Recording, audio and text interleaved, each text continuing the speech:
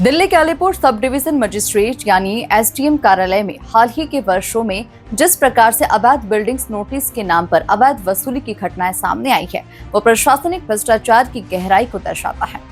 ये स्थिति न केवल कानून व्यवस्था पर प्रश्न चिन्ह खड़ा करती है, बल्कि आम जनता के विश्वास को भी बुरी तरह से चोट पहुंचाती है।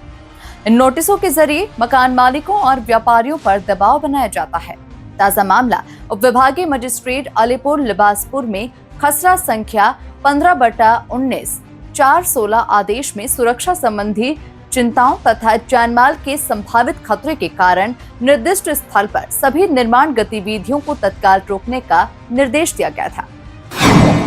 हल्का पटवारी गांव लिबासपुर आदेश को लागू करने 7 दिनों के भीतर अनुपालन सुनिश्चित करने के लिए कहा गया था। डीडीए, एमसीडी और दिल्ली पुलिस सहित विभिन्न प्राधिकरणों को भेजी गई थी, लेकिन बिल्डर ने बिल्डिंग बनाने में कोई रोक न करने के लिए विभाग के अधिकारियों को एक मोटी रिश्वत देकर नोटिस को ऑफिस में ही रद्द कर दिया। अवैध बिल्डिंग को वैध बनाने में अलीपुर एसडीएम कार्यालय के कुछ अधिकारियों ने ईमानदारी से भूमिका निभाई। प्रशासनिक अधिकारी या उनके प्रतिनिधि रिश्वत लेकर उस नोटिस को रद्द या फिर अनदेखा कर देते हैं, यानी कानून के नाम पर केवल डर फैलाया जाता है और फिर पैसा लेकर मामला निपटा दिया जाता है। पहले नोटिस, फिर डराने धमकाने का खेल और फिर अवैध वसूली। रिश्वत देने के बाद यही निर्माण वैध घोषित कर दिया जाता है, जबकि इसके पीछे किसी कानूनी प्रक्रिया का पालन नहीं होता। बिल्डिंग माफिया और कुछ भ्रष्ट अधिकारी मिलकर इस सिस्टम को चला रहे हैं।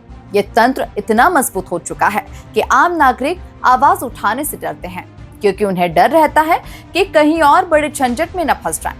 इससे एक डर का माहौल बनता है और भ्रष्टाचार और भी मजबूत हो जाता है।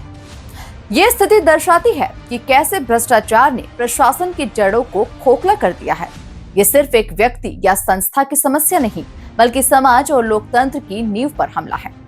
इस पूरे मामले की निष्पक्ष जांच आवश्यक है।